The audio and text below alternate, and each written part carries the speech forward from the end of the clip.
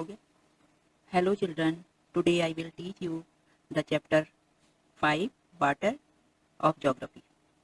When you think of water, what images come to your mind?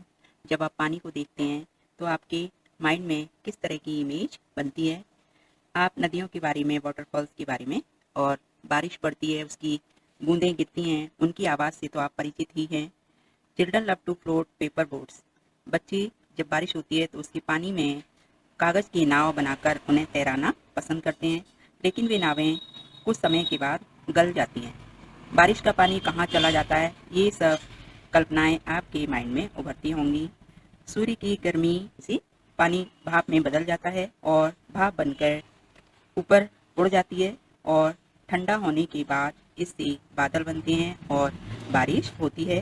कभी कभी जब अत्यधिक पानी ठंडा हो जाता है तो वो जम जाता है और ओलों के रूप में धरती पर गिर जाता है। The process by which water continually changes it's form. लगातार जिस प्रोसेस के द्वारा पानी चेंज होता रहता है उसे हम वाटर साइकिल कहते हैं। हमारी जो पृथ्वी है वो एक टेरारियम के अकॉर्डिंग काम करती है। पानी बरसता है और ज़मीन जो है उसे सोख लेती है और फिर से समुद्र का पानी भाप बनता है और बादल बनते हैं और फिर धरती पर ये पानी गिरता रहता है। ये प्रोसेस लगातार चलती रहती है। The major sources of fresh water are rivers. पानी के जो बड़े बड़े स्रोत हैं जिनमें कि हमें फ्रेश वाटर मिलता है उनमें नदी, तालाब, झरने, ग्लेशियर आदि हैं। जो बड़ी बड़ी वाटर बॉडीज़ हैं उन्हें हम समुद्र और ओशन कहते हैं। इनका पानी नमकीन होता है जो कि हमारे काम नहीं आ पाता क्योंकि उसमें नमक की मात्रा बहुत ज़्यादा होती है। Distribution of water bodies. We all know that 3/4 of earth surface is covered by water. हम सब जानते हैं कि अर्थ का 3/4 जो पार्ट है वो केवल पानी से ढका हुआ है और बचा हुआ जो पार्ट है वही लैंड है। इस तरह पृथ्वी पर साल्टी वाटर की मात्रा ज़्यादा है और फ्रेश वाटर बहुत कम मिलता है। Water is absolutely essential for survival. जीवन यापन के लिए पानी जो है बहुत ही महत्वपूर्ण है। पानी ही केवल हमारी प्यास बुझा सकता है जब हम प्यासे होते हैं। Now don't you think we are wasting a precious of resource. अब हम समझ गए होंगे और आप भी अब समझ गए होंगे कि पानी की एक बूंद हमारे लिए कितनी महत्वपूर्ण है। Ocean circulation. There is something magical about walking barefoot on the sea shore. जब हम किसी समुद्र के किनारे बीच पर नंगे पांव घूमते हैं तो ये हमारे लिए बहुत ही मैजिकल होता है। गीली सैंड हमारे पांवों को ठंडा कर देती है और ठंडी हवा समुद्र से टकराकर बह रही होती है। समुद्री पक्षी आसमान में उड़ रहे होते हैं और समुद्री पानी की नमकीन महक वातावरण में घुली होती है। समुद्र की जो लहरें हैं वो एक अलग टाइप का म्यूजिक पैदा करती हैं और ये सब चीज़ें हमारे माइंड को सुकून देने वाली होती हैं। Unlike the calm waters of ponds and lakes, ocean water keeps moving. आप किसी तालाब को देखेंगे तो वहाँ पर पानी बिल्कुल शांत होता है, उसमें कोई हलचल नहीं होती है। जब आप पत्थर फेंकेंगे तभी उस पानी में आपको हलचल दिखाई देगी। लेकिन अगर आप समुद्र को देखते हैं तो उसमें लगातार लहरें आती जाती रहती हैं। Waves. When you are playing throw ball on the beach. जब आप किसी बीच पर बॉल खेलते हैं तो अचानक आपकी बॉल पानी में जा सकती है और उसे देखना आपके लिए फन हो सकता है, लेकिन कुछ ही पल के बाद जब लहरें वापस आती हैं तो बॉल आपकी फिर से समुद्री बीच पर दिखाई देती है। तो ये सब किस कारण से संभव है? ये जो पानी में लहरें आती जाती रहती हैं उनसे ही संभव हो सकता है। इनको हम वेव्स कहते हैं। During a storm the winds blowing at very high speed for huge waves. जब कभी समुद्र में तूफान आते हैं तो हवाएं बहुत तेज़ी से बहने लगती हैं और भूकंप भी कभी कभी आते हैं। कभी वॉल्केनिक इरप्शन पैदा होता है। तो इस तरह ये प्राकृतिक आपदाएं आती हैं तो इनसे बहुत ज़्यादा नुकसान होता है। सुनामी भी इसी प्रकार की एक प्राकृतिक आपदा है जो कि अक्सर लहरों के बहुत ऊंचे उठने से उत्पन्न होती है और लगातार आगे की ओर बढ़ती जाती है। लगभग 150 मीटर तक हाई लहरें उठ जाती हैं और जो हवाएं हैं वो तेजी से चलती हैं।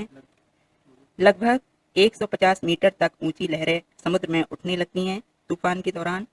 और सुनामी वेव्स की जो ट्रैवलिंग है उनकी स्पीड 700 किलोमीटर पर आवर होती है। तो इस प्रकार से सुनामी जो है बहुत ही भयंकर प्राकृतिक आपदा है। 2004 में इसने भारत में भी तबाही मचाई थी। अंडमान निकोबार आइलैंड का जो इंदिरा पॉइंट था वो सुनामी में डूब गया था। टाइड्स टाइड्स कहते हैं ज्वार भाटा को। जो समुद्र में आती जाती लहरें हैं वो ज्वार भाटा पैदा करती हैं और ये लहरें कभी बहुत ऊंचाई से आती हैं तो इन्हें हाई टाइड कहा जाता है, और जब ये वापस जाती हैं तो इनको लो टाइड कहा जाता है।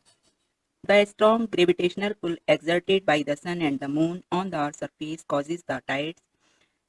Strong gravitational pull जो गुरुत्वाकर्षण की शक्ति है, तो जब ये सन मून से आकर्षित होती है धरातल पर तो इससे टाइड्स आती हैं।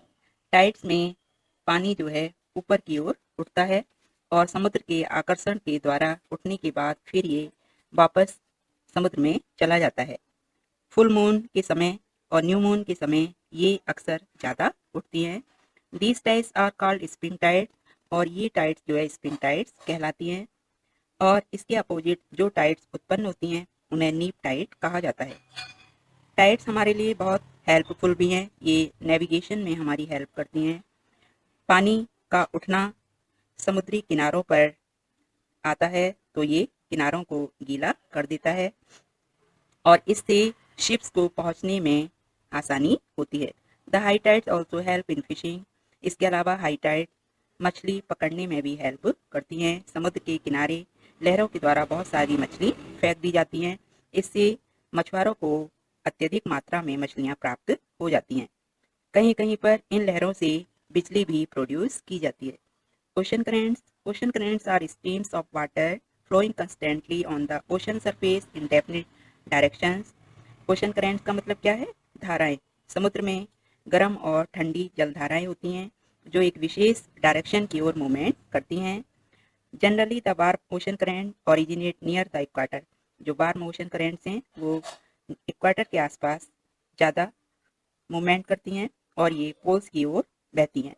कोल्ड करेंट जब वापस पोल्स से आती हैं तो ये ठंडी होकर आती हैं और इन्हें हम कोल्ड करेंट्स कहते हैं। Labrador ocean current is cold current. Labrador ocean current cold current है और गल्फ स्ट्रीम गर्म धारा है। The ocean current influence the temperature conditions of the area. Ocean currents का टेम्परेचर पर बहुत प्रभाव पड़ता है।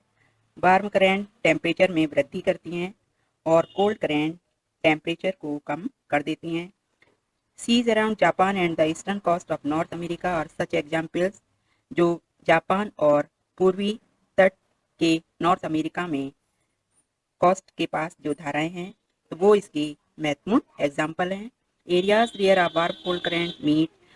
जहाँ पर वार्म करेंट और कोल्ड करेंट यानी कि गर्म जलधाराएं और ठंडी जलधाराएं मिलती हैं तो वहाँ पर फॉगी यानी कोहरा छा जाता है वातावरण में, जो कि नेविगेशन में कठिनाई पैदा करता है।